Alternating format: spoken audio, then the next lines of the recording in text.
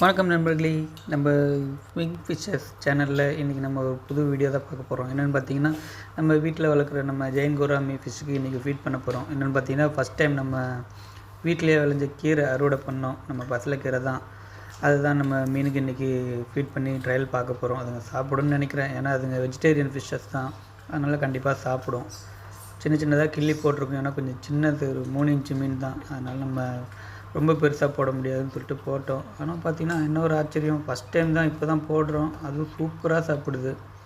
அதுங்க வெஜிடேரியன் ஃபிஷ்ஷுன்றதை நல்லா காட்டுது. நீங்களே பாருங்கள், கீரையை சூப்பராக சாப்பிடுது. இதனால் என்ன நடக்கும்னு தெரியல. ஆனால் கீரை தானே, ஒன்றும் ஆகாது. அதுவும் இல்லாமல் நம்ம கெமிக்கல் எதுவுமே யூஸ் பண்ணாத கீரை தான். நம்ம வீட்டிலையே மொட்டை மாடியில் வளர்த்த கீரை.